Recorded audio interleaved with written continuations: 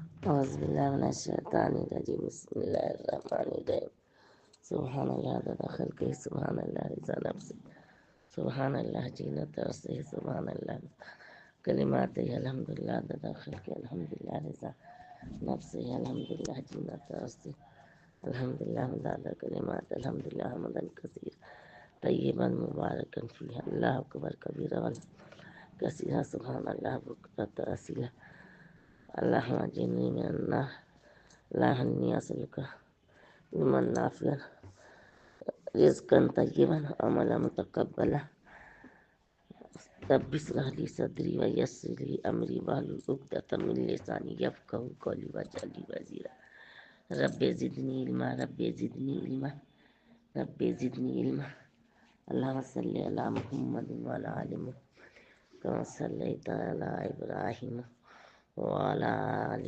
إبراهيم إنك حميد مجيد اللهم بارك على محمد وعلى آل محمد كما باركت على إبراهيم وعلى آل إبراهيم إنك حميد مجيد صلوا عليه وسلم تسليما كثيرا كثيرا برحمتك يا أرحم الراحمين يا أرحم الراحمين يا أرحم الراحمين يا غفور الرحيم يا غفور الرحيم يا ذي الجلال والإكرام يا ذي الجلال يا ذي الجلال والإكرام शुरू अल्लाह के नाम से जो नहायत मेहरबान बहुत रहम वाला है। 13वां पारा तर्जुमा 13वां सिपारा तर्जुमा करती है। अल्लाह कबूल फरमा अल्लाह कबूल फरमा। अस्सलामु अलैकुम रहमतुल्लाह बरकातहू। माँ उबारी 13वां पारा। और बाकी मैं अपने नफ्स को बिलजात बरी और पाक नहीं बतलाता, क्योंकि नफ्स तो हर एक का बुरी ही बात बतलाता है, बखबर इस नफ्स के जिस पर मेरा रब रहम करे। बला शुबह मेरा रब बड़ी मग़फ़िरत वाला बड़ी रहमत वाला है। ये सुनकर बादशाह ने कहा कि उनको मेरे पास लाओ, मैं उनको ख़ास अपने काम के लिए रखूँगा। पर जब उसने यानी बादशाह ने उनसे बातें की तो उनसे कहा कि तुम हमारे नज़दीक आज से बड़े मुअज़्ज़िज़ और मुतबर हो। यूसुफ़ अलैहिस्सलाम ने फरमाया कि मुल्की ख़जानों पर मुझको मामूर कर दो, मैं इनकी हिफाजत भी रखूँगा और खूब वाकिफ़ भी हूँ। और हमने ऐसे अजीब तौर पर यूसुफ़ अलैहिस्सलाम को मुल्क में बाख्तियार बना दिया कि इसमें जहाँ चाहे रहे सहे, हम जिस पर चाहें अपनी अनायत मुतवज्जह कर दे। हम नेकी करने वालों का अजर जाया नहीं करते और आखिरत का अजर कहीं ज़्यादा बढ़कर है ईमान और तकवा वालों के लिए। और कना भी कहत हुआ तो कना में भी कहत हुआ तो यूसुफ अलैहिस्सलाम के भाई जहाँ के यूसुफ अलैहिस्सलाम थे वहाँ के जगह का नाम कनान था। और कनान में भी कहत हुआ तो यूसुफ अलैहिस्सलाम के भाई आए, फिर उनके यानी यूसुफ अलैहिस्सलाम के पास पहुँचे। सो उन्होंने यानी यूसुफ अलैहिस्सलाम ने उनको पहचान लिया, उन्होंने उनको यानी यूसुफ अलैहिस्सलाम को नहीं पहचाना। और जब उन्होंने यानी यूसुफ अलैहिस्सलाम ने इनका सामान गल्ला का तैयार कर दिया तो चलते वक्त फरमाया कि अपने लाती भाई को भी साथ लाना, यानी कि जो यूसुफ अलैहिस्सलाम के भाई थे बिन्यामीन, उनके बारे में कहा कि अपनी लाती भाई को भी साथ लाना ताकि इसका हिस्सा भी दिया जा सके। तुम देखते नहीं हो कि मैं पूरा नाप कर देता हूँ और मैं सबसे ज़्यादा मेहमान नवाजी करता हूँ। अगर तुम दोबारा आए और इसको मेरे पास न लाए तो न मेरे पास तुम्हारे नाम का गल्ला होगा न तुम मेरे पास आना। वो बोले देखिए हम अपने हद इम्कान तक तो इसके बाप से इसको मांगेंगे और हम इसका काम को ज़रूर करेंगे। उन्होंने यानी यूसुफ अलैहिस्सलाम ने अपने नौकरों से कह दिया कि इनकी जमा पूंजी इन ही के असबाब में छुपा कर रख दूँ ताकि जब अपने घर जाए तो उसको पहचाने, शायद वो ये एहसान व करम देख कर फिर दोबारा।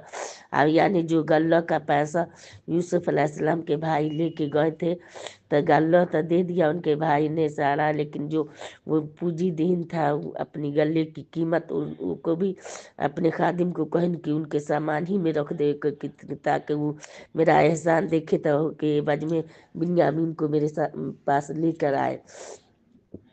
ये एहसान व करम देख कर फिर वो दोबारा आवे। गर्ज जब वो लोग वो लौटकर अपने बाप याकूब अलैहिस्सलाम के पास पहुँचे, कहने लगे, अब्बा, हमारे लिए मुतलकन गल्ला की बंदिश कर दी गई है, सो आप हमारे भाई बिन्यामीन को हमारे साथ भेज दीजिए ताकि हम फिर गल्ला ला सके, हम उनकी पूरी हिफाजत रखेंगे। उन्होंने यानी याकूब अलैहिस्सलाम ने फरमाया कि बस रहने दो, मैं इसके बारे में भी तुम्हारा वैसा ही एतबार करता हूँ जैसा इससे पहले उसके भाई यूसुफ अलैहिस्सलाम के बारे में तुम्हारा एतबार कर चुका हूँ। सो अल्लाह के सपुर्द वही सबसे बढ़कर निगहबान है, वो रहम रहीम, वो सब मेहरबानों से ज़्यादा मेहरबान है।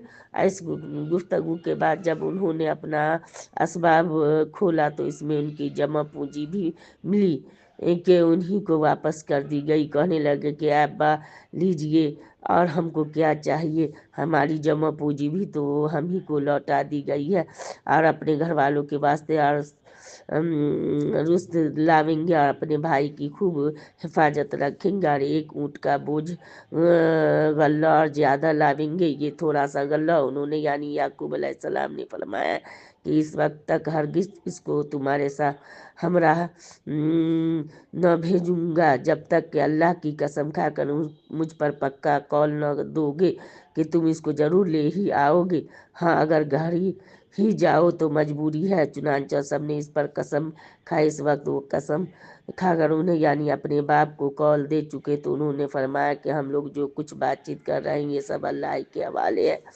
वो चलते वक्त उन्होंने यानी याकूब अलैहिस्सलाम ने उनसे फरमाया कि ऐ मेरे बेटो, सब के सब एक ही दरवाजे से मत जाना, बल्कि अलहदा दरवाजा से जाना, और मैं खुदा के हुक्म को तुम पर से नहीं टाल सकता। हुक्म तो बस अल्लाह ही का चलता है। बावजूद इस तदबीर जाहिरी के दिल से उसी पर भरोसा रखता हूँ। आप फिर भरोसा करने वालों को तो इसी पर भरोसा करना चाहिए।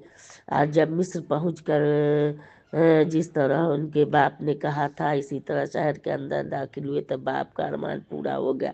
बाकी इनको यानी उनके बाप को उन्होंने ये तदबीर बता कर उनसे खुदा के हुक्म टालना मकसूद न था, लेकिन याकूब अलैहिस्सलाम के जी में दर्जा तदबीर में एक अरमान आया था जिसको उन्होंने जाहिर कर दिया। भला सुबह बड़े आलिम थे, बाई वजह कि हमने उनको इल्म दिया था, लेकिन अक्सर लोग इसका इल्म नहीं रखता। जब ये लोग यानी बरादराने यूसुफ अलैहिस्सलाम के पास पहुँचे तो उन्होंने अपने भाई को अपने साथ मिला लिया। तन्हाई में उनसे कहा कि मैं तेरा भाई यूसुफ हूँ, सो ये लोग जो कुछ बदसलूकी करते रहे इसका रंज मत करना।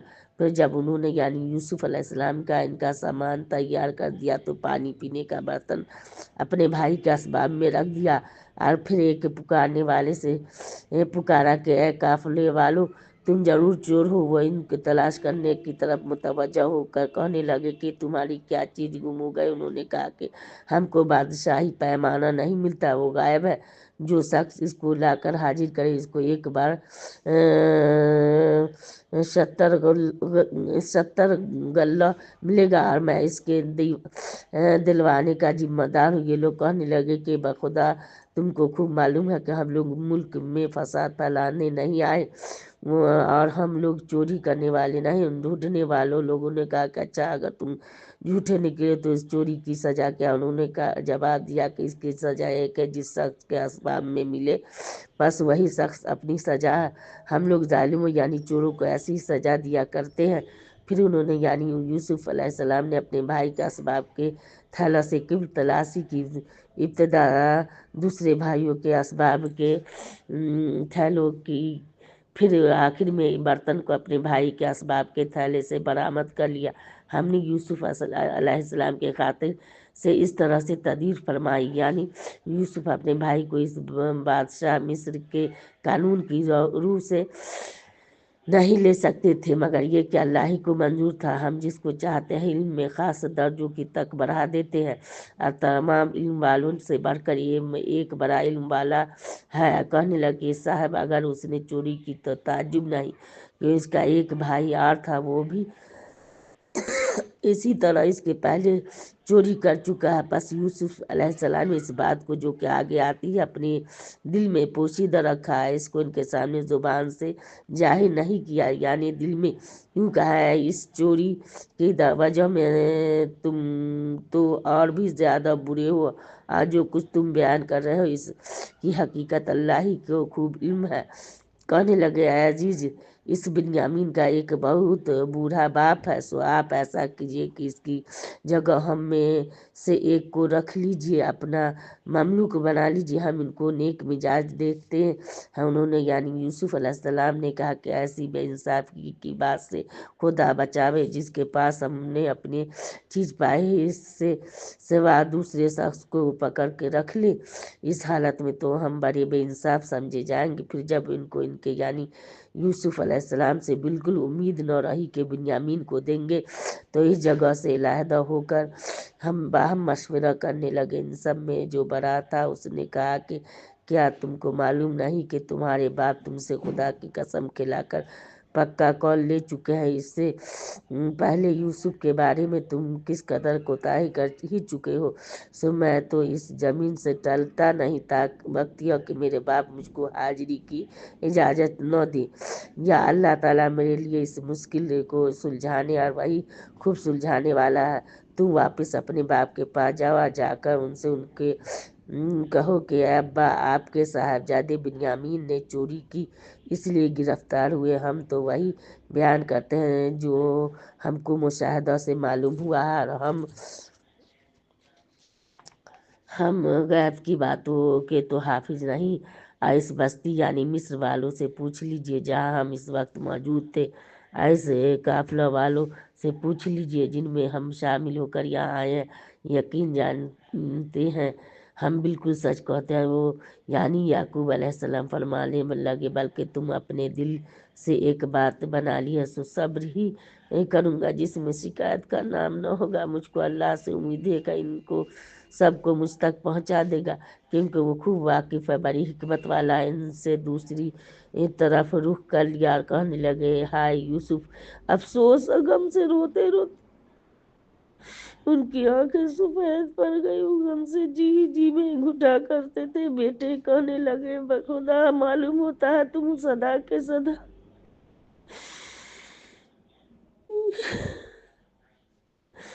यूसुफ की यादगारी में लगे रहोगे, यहाँ तक कि घुल घुल कर दम बल्ब हो जाओगे, ये कि बिल्कुल मर ही जाओ।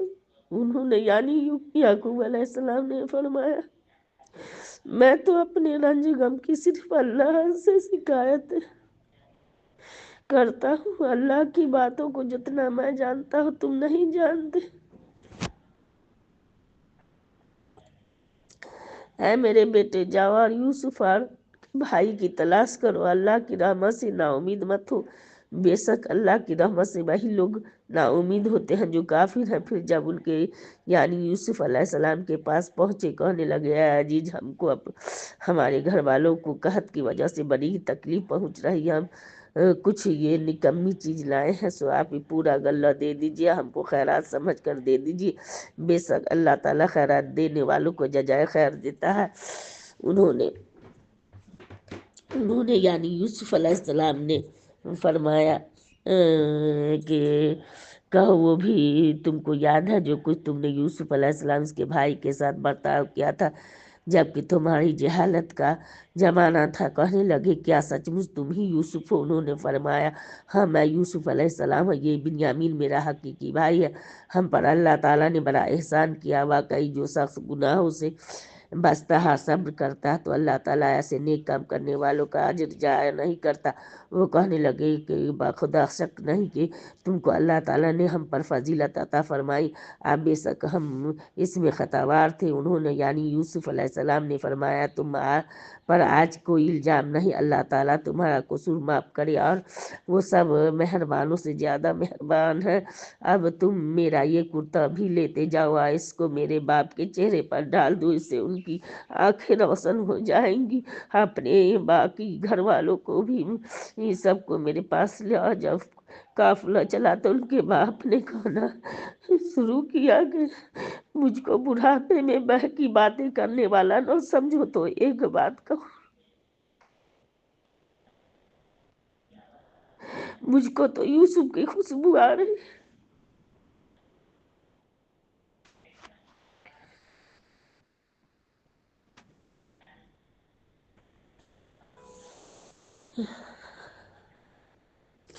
وہ پاس والے کہنے لگے بخدا آپ تو اپنی اسی پرانے غلط خیرات میں مبتلا ہے۔ پس جب خوشخبری لانے والا آ پہنچا تو آتے ہی اس نے وہ کرتا ان کے منہ پر لا کر ڈال دیا۔ پس فوراً ہی ان کی آنکھیں کھل گئی اور بیٹوں سے فرمایا کہ میں نے تم سے کہا نہ تھا کہ اللہ تعالیٰ کی باتوں کو جتنا میں جانتا ہوں تم نہیں جانتی۔ سو سب بیٹوں نے کہا کہ اے ہمارے باپ ہمارے لیے خدا سے ہمارے گناہوں کی دعائے مغفرت کیجیے، ہم بے شک خطا کا وار تھے۔ انہوں نے یعنی یعقوب علیہ السلام نے فرمایا ان قریب تمہارے لیے اپنے رب سے دعائے مغفرت کروں گا، بے شک وہ غفور الرحیم ہے۔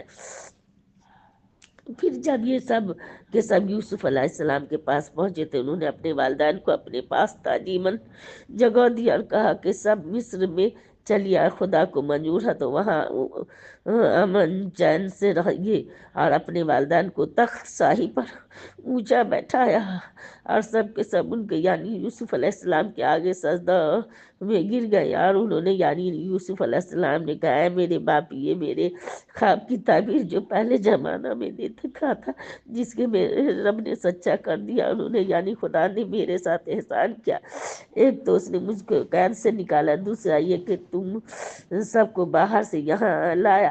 یہ سب کچھ بعد اس کے کہ ہوا کہ شیطان نے میرے اور میرے بھائیوں کے درمیان میں فساد ڈلوا دیا تھا۔ بلا صبح میرا رب جو چاہتا ہے اس کی عمدہ تدبیر کرتا ہے، بلا صبح بڑا علم والا اور حکمت والا ہے۔ اے میرے پروردگار تم نے مجھ کو سلطنت کا بڑا حصہ دیا، مجھ کو خوابوں کی تعبیر دینا تعلیم فرمایا جو کہ علم عجیب ہے۔ اے آسمان زمین کے پیدا کرنے والے تم میرا کار ساز ہے دنیا میں بھی اور آخرت میں بھی۔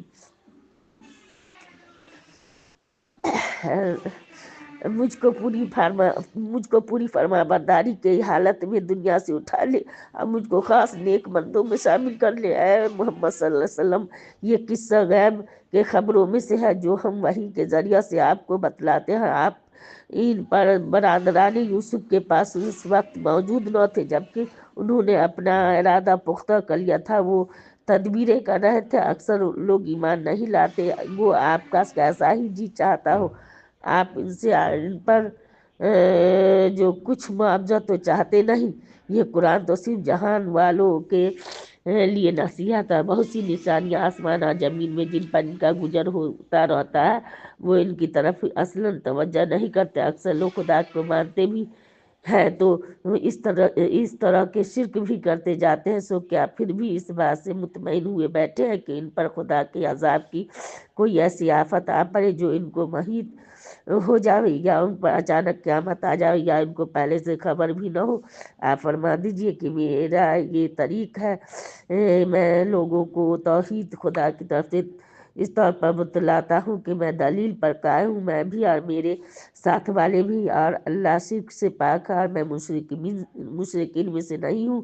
اور ہم نے آپ سے پہلے مختلف بستی والوں میں جتنے رسول بھیجے سب آدمی ہی تھے، کوئی بھی فرشتہ نہ تھا۔ یہ لوگ جو بے فکر ہیں تو کیا یہ لوگ ملک میں کہیں چلے پھرے نہیں کہ اپنی آنکھوں سے دیکھ لیتے کہ ان لوگوں کا کیسا برا انجام ہوا جو ان سے پہلے کافر ہو گزرے ہیں۔ البتہ عالم آخرت ان لوگوں کے لیے نہایت بہبود کی چیز ہے جو احتیاط رکھتے ہیں۔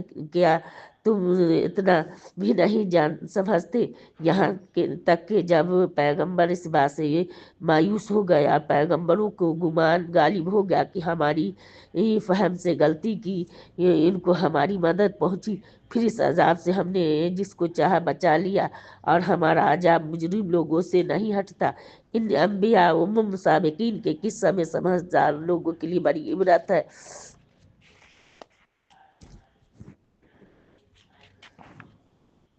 یہ قرآن جس میں قصے ہیں کوئی تراسی ہوئی بات تو ہے نہیں، اس سے عبرت نہ ہوتی، بلکہ اس سے پہلے جو آسمانی کتابیں ہو چکی ہیں یہ ان کی تصدیق کرنے والا ہے، یہ ہر ضروری بات کی تفصیل کرنے والا ایمان والوں کے لیے ذریعہ ہدایت اور رحمت ہے۔ بسم اللہ الرحمن الرحیم۔ سورہ رعد شروع ہوتی ہے۔ الف لام میم را، یہ جو آپ سن رہے ہیں آیت ہے ایک بڑی کتاب یعنی قرآن کی، اور جو کچھ آپ پر آپ کے رب کی طرف سے نازل کیا جاتا ہے بالکل سچ ہے، لیکن بہت سے آدمی ایمان نہیں لاتے۔ اللہ ایسا قادر ہے کہ اس نے آسمان کو ابدن ستون کے اونچا کھڑا کر دیا، چنانچہ تم ان آسمان کو اس طرح دیکھ رہے ہو، پھر عرش پر قائم ہوا، آفتاب مہتاب کو کام میں لگا دیا، ہر ایک وقت معین پر چلتا رہتا ہے، وہی اللہ ہر کام کی تدبیر کرتا ہے، دلائل کو صاف صاف بیان کرتا ہے تاکہ تم اپنے رب کے پاس جانے کا یقین کر لو۔ وہ ایسا کہ اس نے زمین کو پھیلایا، اس زمین میں پہاڑ اور نہریں پیدا کیے، اس میں ہر قسم کے پھلوں سے دو دو قسم کے پیدا کیے، سب تاریکی سے دن کی روشنی کو چھپا دیتا ہے۔ ان امور مذکورہ میں سوچنے والوں کے لیے، سمجھنے والوں کے واسطے توحید دلائل موجود ہے، اور زمین میں اس پاس اور پھر مختلف قطعے ہیں، انگوروں کے باغ ہیں، کھیتیاں ہیں، کھجوریں ہیں، جن میں بعض تو ایسے ہیں کہ ایک تنہ سے اوپر جا کر دو تنے ہو جاتے ہیں، بعض دو تنے ہیں نہیں ہوتے، سب کو ایک ہی طرح کا پانی دیا جاتا ہے، ہم ایک کو دوسرے پر پھلوں میں فوقیت دیتے ہیں۔ ان امور مذکورہ میں بھی سمجھداروں کے واسطے توحید کے دلائل موجود ہے۔ اے محمد صلی اللہ علیہ وسلم، اگر آپ کو تعجب ہو تو واقعی ان کا قول تعجب کے لائق ہے۔ جب ہم خاک ہو گئے کیا پھر ہم اثرنو قیامت کے روز پیدا ہوں گے؟ یہ وہ لوگ ہیں کہ انہوں نے اپنے رب کے ساتھ کفر کیا، اور ایسے لوگوں کی گردنوں میں دوزخ کے میں توق ڈالے جائیں گے، اور ایسے لوگ دوزخ کی اور اس میں ہمیشہ رہیں گے۔ اللہم اجرنی من النار۔ یہ لوگ عافیت سے پہلے آپ سے مصیبت نازل ہونے کا تقاضا کرتے ہیں، حالانکہ اس سے پہلے اور کفار پر واقعتاً عقوبت گزر چکے ہیں۔ یہ بات بھی یقینی ہے کہ آپ کا رب لوگوں کی خطائے باوجود ان کی بیجا حرکتوں کو معاف کر دیتا ہے۔ یہ بات بھی یقینی ہے کہ آپ کا رب سخت سزا دیتا ہے۔ یہ کفار یوں بھی کہتے ہیں کہ ان پر وہ خاص معجزہ جو ہم چاہتے ہیں کہ نہیں نازل کیا گیا، حالانکہ آپ صرف ڈرانے والے نبی صلی اللہ علیہ وسلم ہیں اور ہر قوم کے لیے ہادی ہوتے چلے آئے ہیں۔ اللہ تعالیٰ کو سب خبر رہتی ہے، جو کچھ کسی عورت کو حمل رہتا ہے، جو کچھ رحم میں کمی بیشی ہوتی ہے، ہر شے اللہ کے نزدیک ایک خاص انداز سے مقرر ہے۔ وہ تمام پوشیدہ اور ظاہر چیزوں کا جاننے والا سب سے بڑا اور علی شان ہے۔ تم میں سے جو شخص کوئی بات چپکے سے کہے، جو پکار کر کہے، جو شخص رات میں کہے، جو دن میں چلے پھرے، یہ سب خدا کے علم میں ہے۔ برابر ہر شخص کی حفاظت کے لیے کچھ فرشتے مقرر ہیں جن کی بدلی ہوتی رہتی ہے، کچھ اس کے آگے کچھ اس کے پیچھے، کہ وہ بحکم خدا اس کی حفاظت کرتے ہیں۔ واقعی اللہ تعالیٰ کسی قوم کی اچھی حالت میں تغیر نہیں کرتا۔ اسی کو علامہ اقبال نے جو ہے سو اپنے شعر میں ڈالا ہے کہ اللہ نے بھی اس قوم کی حالت نہیں بدلی، نہ جس کو خیال ہو اپنی حالت بدلنے کا۔ واقعی اللہ تعالیٰ کسی قوم کی اچھی حالت میں تغیر نہیں کرتا جب تک کہ وہ لوگ خود اپنی صلاحیت کی حالت کو نہیں بدل دیتے، اور جب اللہ تعالیٰ کسی قوم پر مصیبت ڈالنا تجویز کر لیتا ہے تو پھر اس کے ہٹنے کی کوئی صورت ہی نہیں، ہر کوئی اس کے یعنی خدا کے سوا ان کا مددگار نہیں رہتا۔ وہ ایسا ہے کہ تم کو بجلی دکھاتا ہے جس سے ڈر بھی ہوتا ہے، امید بھی ہوتی ہے، وہ بادلوں کو بھی بلند کرتا ہے جو پانی سے بھرے ہوتے ہیں، اور رات فرشتہ جو فرشتے مطلب بادل پر ہوتے ہیں ان کا نام ہے رات فرشتہ اس کی تعریف کے ساتھ اس کی پاکی بیان کرتا ہے، اور دوسرے فرشتے بھی اس کے خوف سے، اور وہ بجلیاں بھیجتا ہے، پھر جس پر چاہے انہیں گرا دیتا ہے۔ وہ لوگ اللہ کے باب میں جھگڑتے ہیں، حالانکہ بڑا شدید القوت ہے، سچا پکارنا اسی کے لیے خاص ہے، اس کے یعنی خدا کے سوا جن کو یہ لوگ پکارتے ان کی درخواست کو اس کے زیادہ منظور نہیں کر سکتے جتنا پانی اس شخص کی درخواست کو منظور ہوتا ہے جو اپنے دونوں ہاتھ پانی کی طرف پھیلائے ہوئے ہوتا ہے کہ اس کے منہ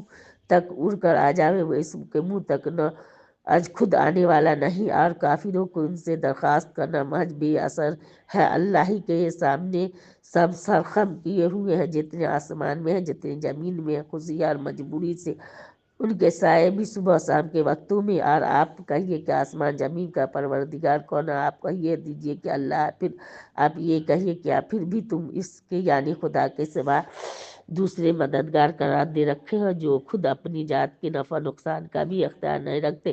آپ یہ بھی کہیے کہ کیا اندھا آنکھوں والا برابر ہو سکتا ہے، یا کہیے کہ تاریکی یا روشنی برابر ہو سکتی ہے، یا انہوں نے اللہ کے ایسے شریک قرار دے رکھے ہیں کہ انہوں نے بھی کسی چیز کو پیدا کیا اور جیسا خدا پیدا کرتا پھر ان کو پیدا کرنا ایک سا معلوم ہوا ہو۔ آپ کہہ دیجئے کہ اللہ ہی ہر چیز کا خالق ہے، وہی واحد ہے، غالب ہے۔ اسی اللہ نے آسمان سے پانی نازل فرمایا، پھر نالے بھر کر اپنی مقدار کے موافق چلنے لگے، پھر وہ سیلاب جس وخاق کو بہا لایا جو اس پانی کے اوپر آ رہا ہے، جن چیزوں کو آگ کے اندر زیور اسباب بنانے کے غرض سے تپاتے ہیں، اس میں بھی ایسا ہی میل کچیل اوپر آ جاتا ہے۔ اللہ تعالیٰ حق یعنی ایمان وغیرہ اور باطل یعنی کفر وغیرہ کو اسی طرح کی مثال بیان کر رہا ہے۔ جو میل کچیل تھا وہ تو پھینک دیا جاتا ہے، جو چیزیں لوگوں کے لیے کارآمد ہے، زمین یعنی دنیا میں نفع رسانی کے ساتھ رہتی ہے۔ اللہ تعالیٰ اسی طرح ہر ضروری مضمون میں مثالیں بیان کیا کرتے ہیں۔ جن لوگوں نے اپنے رب کا کہنا مان لیا ان کے واسطے اچھا بدلہ ہے، آج جن لوگوں نے اس کا کہنا نہ مانا ان کے پاس اگر تمام زمین یعنی دنیا بھر کی چیزیں موجود ہوں اور بلکہ اس سے کے ساتھ اس کے برابر اور بھی ہو تو وہ سب اپنی رہائی کے لیے دے ڈالے۔ ان لوگوں کا سخت حساب ہوگا، ان کا ٹھکانہ دوزخ ہے اور بری قرار گاہ ہے۔ جو شخص یہ یقین رکھتا ہے کہ جو شخص آپ صلی اللہ علیہ وسلم کے رب کی طرف سے آپ صلی اللہ علیہ وسلم پر نازل ہوا وہ سب حق ہے، کیا ایسا شخص اس طرح ہو سکتا ہے جو کہ اندھا ہے؟ پس نصیحت تو سمجھدار لوگ ہی قبول کرتے ہیں۔ یہ سمجھدار لوگ ایسے ہیں کہ اللہ سے جو کچھ انہوں نے عہد کیا ہے اس کو پورا کرتے ہیں، اس عہد کو توڑتے نہیں۔ یہ ایسے ہیں کہ اللہ پر جن علاقوں کے قائم رکھنے کا حکم کیا ہے ان کو قائم رکھتے ہیں، اپنے رب سے ڈرتے رہتے ہیں، سخت عذاب کا اندیشہ رکھتے ہیں۔ اور یہ لوگ ایسے ہیں کہ اپنے رب کی رضامندی کے جو یوں رہ کر مضبوط رہتے ہیں، نماز کی پابندی رکھتے ہیں، جو کچھ ہم نے ان کو روزی دی ہے اس میں سے چپ کے بھی ظاہر کر کے بھی خرچ کرتے ہیں، اور بدسلوکی کو حسن سلوک سے ٹال دیتے ہیں۔ اور اس جہان میں نیک انجام انہی لوگوں کے واسطے ہیں، یعنی ہمیشہ رہنے کی جنتیں جن میں وہ لوگ داخل ہوں گے۔ الحمدللہ ان کے ماں باپ اور بیٹوں اور اولاد میں جو جنت کے لائق ہیں وہ بھی داخل ہوں گے، الحمدللہ رب العالمین۔ اور فرشتے ان کے پاس ہر سمت کے دروازے سے آتے ہوں گے، یہ کہیں گے کہ تم صحیح سلامت رہو گے بدولت اس کے کہ تم دین حق پر مضبوط تھے، سو اس جہاں میں تمہارا انجام بہت اچھا ہے، الحمدللہ رب العالمین۔ آج جو لوگ خدا تعالیٰ کے معاہدوں کو ان کی پختگی کے بعد توڑتے ہیں، خدا تعالیٰ نے جن علاقوں کے قائم رکھے کا حکم فرمایا ان کو قطع کرتے ہیں، یعنی زمین یعنی دنیا میں فساد کرتے ہیں، ایسے لوگوں پر لعنت ہوگی، ان کے لیے اس جہان میں خرابی ہوگی۔ اللہ اجرنی من النار۔ اللہ جس کو چاہے رزق زیادہ دیتا ہے اور تنگی کر دیتا ہے، اور یہ کفار لوگ دنیوی زندگی پر اتراتے ہیں، اور یہ دنیوی زندگی آخرت کے مقابلے بخبر ایک متاع قلیل کے کچھ بھی نہیں۔ اور یہ کافی لوگ کہتے ہیں کہ ان پر ہمارے فرمائشی معجزوں میں سے کوئی معجزہ ان کے رب کی طرف سے کیوں نہیں نازل کیا گیا؟ آپ کہہ دیجئے کہ واقعی اللہ تعالیٰ جس کو چاہے گمراہ کر دیتے ہیں، جو شخص ان کی طرف متوجہ ہوتا ہے اس کو اپنی طرف سے ہدایت کر دیتے ہیں۔ مراد اس سے وہ لوگ ہیں جو ایمان لائے اور اللہ کے ذکر سے ان کے دلوں کو اطمینان ہوتا ہے۔ الا بذکر اللہ تطمئن القلوب۔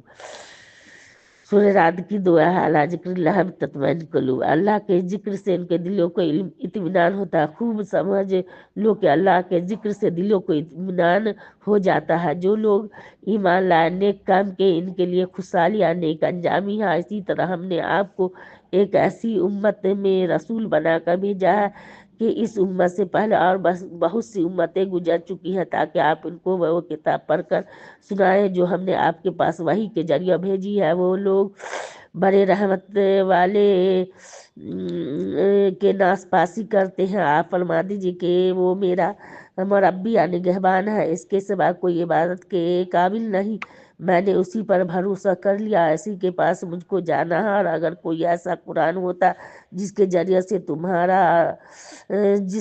سے پہاڑ اپنی جگہ سے ہٹا دیے جاتے، یا اس کے ذریعے سے زمین جلدی جلدی طے ہو جاتی، یا اس کے ذریعے سے مردوں کے ساتھ کسی کو باتیں کروا دی جاتی، تب بھی یہ لوگ ایمان نہ لاتے، بلکہ سارا اختیار خاص اللہ ہی کو ہے۔ یہ کیا سن کر پھر بھی ایمان والوں کو اس بات میں کوئی دل جمی نہیں ہوئی کہ خدا تعالیٰ چاہتا تو تمام دنیا بھر کے آدمیوں کو ہدایت کر دیتا، اور یہ کہ مکہ کے کافر تو ہمیشہ آئے دن اس حالت میں रहते ہیں کہ ان کے بد کرداروں کے سبب ان پر کوئی نہ کوئی حادثہ پاتا رہتا ہے یا ان کی بستی کے قریب نازل ہوتا رہتا ہے، یہاں تک کہ اللہ تعالیٰ کا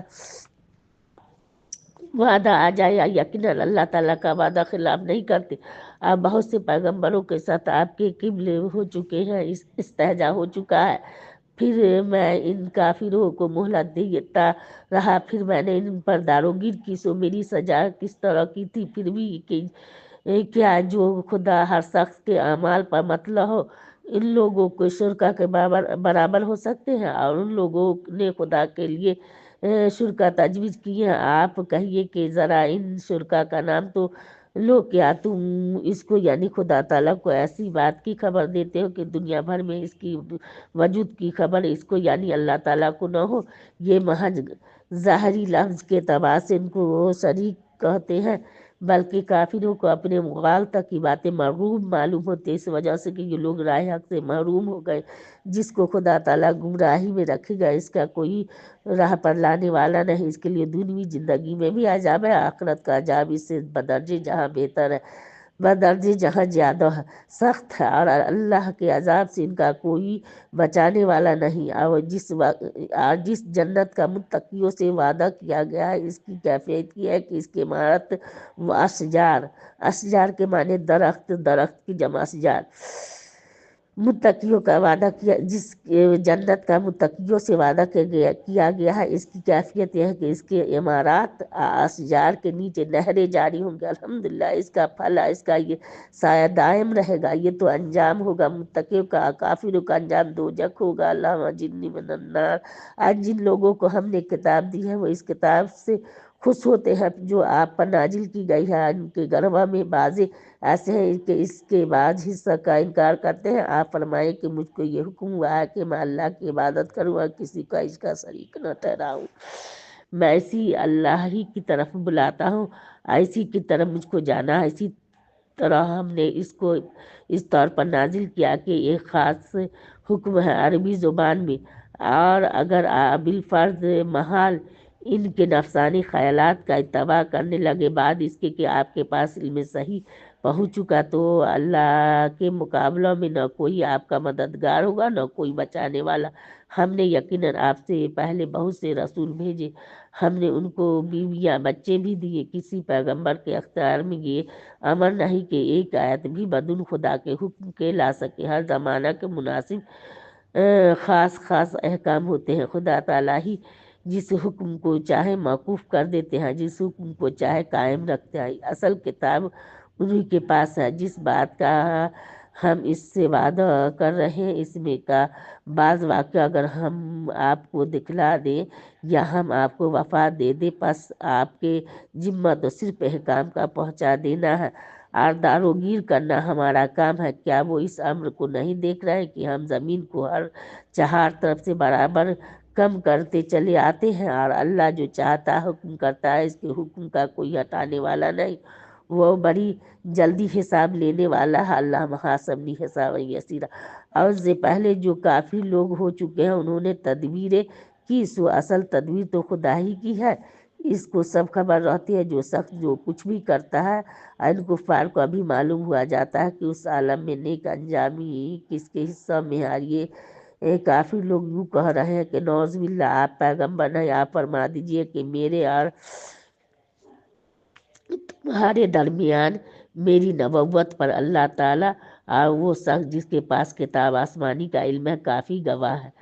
یہاں سے سورہ ابراہیم شروع ہوتی ہے۔ بسم اللہ الرحمن الرحیم، الف لام را۔ یہ قرآن ایک کتاب ہے جس کو ہم نے آپ پر نازل فرمایا تاکہ آپ تمام لوگوں کو ان کے پروردگار کے حکم سے تاریکیوں سے نکال کر روشنی کی طرف یعنی خدا یہ غالب ستودہ صفات کی راہ کی طرف لائیں۔ وہ ایسا خدا ہے کہ اس کے ملک ہے، جو کچھ آسمانوں میں ہے جو کچھ زمین میں ہے، وہ بڑی خرابی یعنی بڑا سخت عذاب ہے ان کافروں کو جو دنیوی زندگانی کو آخرت پر ترجیح دیتے ہیں اور بلکہ اللہ کی راہ مذکور سے روکتے ہیں، اس میں کجی یعنی شبہات کی متلاشی رہتے ہیں۔ یہ ایسے لوگ بڑی دور کی گمراہی میں ہے۔ ہم نے تمام پہلے پیغمبروں کو بھی انہی قوم کے زبان میں پیغمبر بنا کر بھیجا ہے تاکہ ان سے احکام الہی کو بیان کرے، پھر جس کو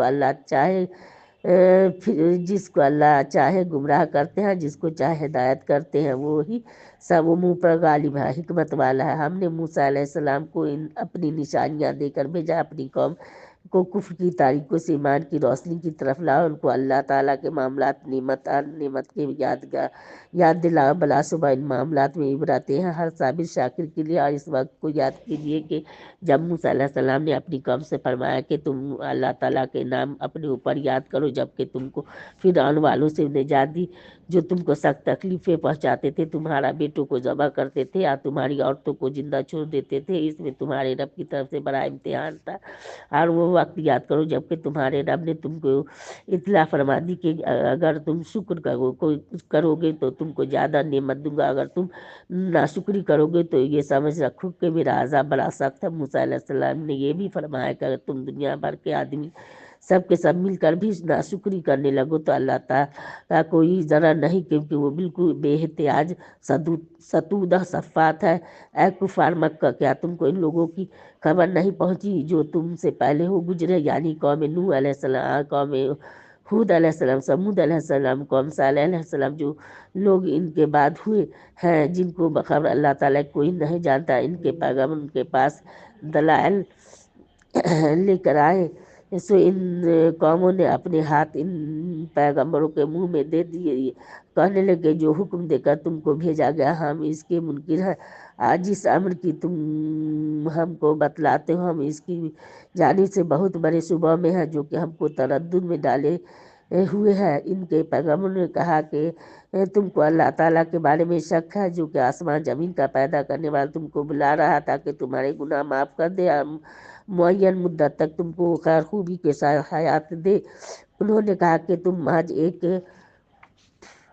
آدمی ہو جیسے ہم ہیں، تم یوں چاہتے ہو کہ ہمارے آباء و اجداد جس چیز کی عبادت کرتے تھے یعنی بت، اس سے ہم کو روک دو، سو کوئی صاف معجزہ دکھلاؤ۔ ان کے رسولوں نے اس کے جواب میں کہا کہ ہم بھی تمہارے جیسے آدمی ہی ہیں، لیکن اللہ اپنے بندوں میں سے جس پر چاہے احسان فرما دے، یہ بات ہمارے قبضہ کی نہیں کہ ہم تم کو کوئی معجزہ دکھلا سکے بغیر خدا کے حکم کے، اور اللہ ہی سب پر ایمان والوں کو بھروسہ کرنا چاہیے، اللہ ہی پر سب ایمان والوں کو بھروسہ کرنا چاہیے۔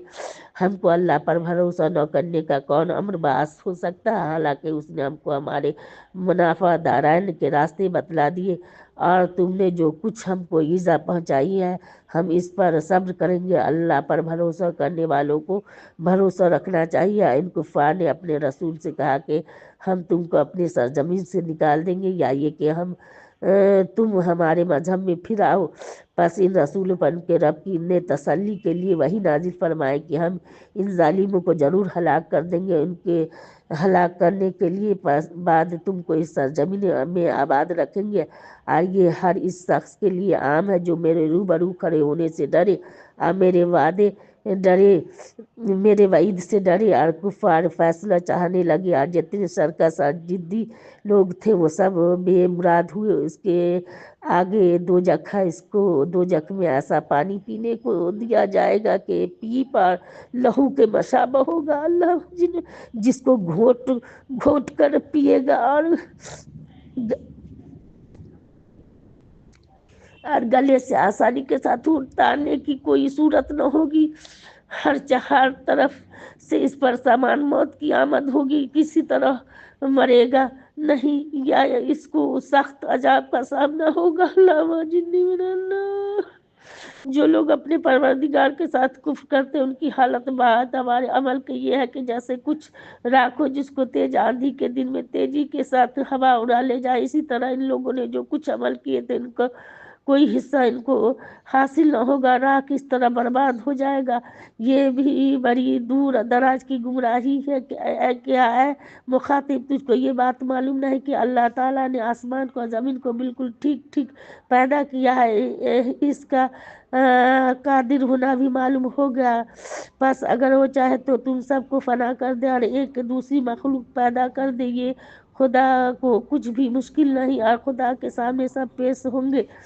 پھر چھوٹے درجہ کے لوگ یعنی عوام تابعین بڑے درجہ کے لوگوں سے کہیں گے کہ ہم دنیا میں تمہارے طاقت ہے تو کیا تم خدا کے عذاب کا کچھ ججو ہم سے ہٹا سکتے؟ وہ جواب میں کہیں گے کہ اگر اللہ ہم کو کوئی راہ بتلاتا تو ہم تم کو بھی راہ بتلا دیتے۔ اب تم ہم سب کے حق میں دونوں صورتیں برابر ہیں، خواہ ہم پریشان ہوں خواہ ضبط کریں، ہمارے بچنے کی کوئی صورت نہیں ہے۔ جب قیامت میں تمام مقدمات فیصل ہو چکے ہوں گے تو شیطان جواب میں کہا گیا کہ اللہ تعالیٰ نے تم سے سچے وعدے کیے تھے، میں نے تم سے کچھ وعدے کیے تھے، سو میں نے وہ وعدے تم سے خلاف کیے تھے اور میرا تم پر تو کچھ زور چلتا نہ تھا بخلاف اس کے کہ میں نے تم کو بلایا تھا، سو تم نے بااختیار خود اب میرا کہنا مان لیا، تو تم مجھ پر ساری ملامت مت کرو۔ شیطان کہے گا اور زیادہ ملامت اپنے آپ کو کرو، نہ میں تمہارے مددگار ہو سکتا نہ تم میری مددگار ہو سکتے ہو، میں خود تمہارے اس فعل سے بیزار ہوں کہ تم اس کے دنیا میں مجھ کو خدا کا شریک قرار دیتے تھے۔ یقیناً ظالموں کے لیے دردناک عذاب مقرر ہے، اور جو لوگ ایمان لائے اور انہوں نے نیک کام کیا ایسے باغوں میں داخل کیے جائیں گے جن کے نیچے نہریں جاری ہوں گی۔ الحمدللہ وہ ان میں اپنے پروردگار کے حکم سے ہمیشہ ہمیشہ رہیں گے۔ الحمدللہ وہ ان کو سلام اس لفظ سے کہا جائے گا السلام علیکم۔ الحمدللہ کیا آپ کو معلوم نہیں کہ اللہ تعالیٰ نے کیسی مثال بیان فرمائی کلمہ طیبہ یعنی کلمہ توحید کی کہ وہ مشابہ ہے ایک پاکیزہ درخت کے جس کی بڑی جڑ خوب گڑی ہوئی ہے، اس کی شاخیں اونچائی میں جا رہی ہو، اپنے پروردگار کے حکم سے ہر فصل میں اپنا پھل دیتا ہو۔ اللہ تعالیٰ ایسی مثالیں لوگوں کے واسطے اس لیے بیان فرماتے ہیں تاکہ وہ خوب سمجھ لے، اور گندہ کلمہ کی یعنی کفر کی شرک کی مثال ایسی ہے کہ جیسے ایک خراب درخت ہو کہ زمین کے اوپر ہی اوپر سے اکھاڑ لیا جائے، اس کو کچھ ثبات نہ ہو۔ اللہ تعالیٰ ایمان والوں کو اس پکی بات سے یعنی کلمہ طیبہ کی برکت سے دنیا آخرت میں مضبوط رکھتا ہے، اور اللہ تعالیٰ ظالموں یعنی کافروں کو دین اور امتحان میں نچلا دیتا ہے۔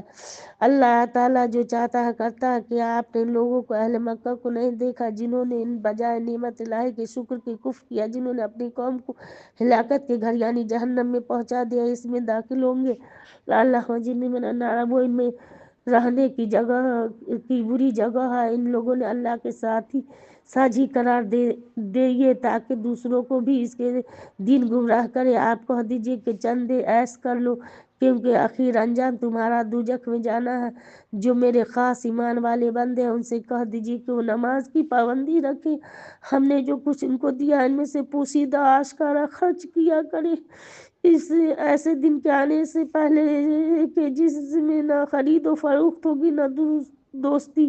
اللہ ایسا جس نے آسمان کو اور زمین کو پیدا کیا، آسمان سے پانی یعنی مہ برسا، پھر اس پانی سے پھلوں کی قسم تمہارے رزق پیدا کیا، تمہارے نفع کے لیے کشتی اور جہاز کو مسخر بنا تاکہ اس کے یعنی خدا کے قدرت سے دریا میں چلے، تمہارے نفع کے واسطے نہروں کو تمہاری قدرت کا مسخر بنا، تمہارے نفع کے واسطے سورج چاند کو اپنی قدرت کا مسخر بن جو ہمیشہ چلنے ہی رہتے، تمہارے نفع کے واسطے رات اور دن کو اپنی مدت کا مسخر بنا، جو چیز تم نے مانگی تم کو ہر چیز دی۔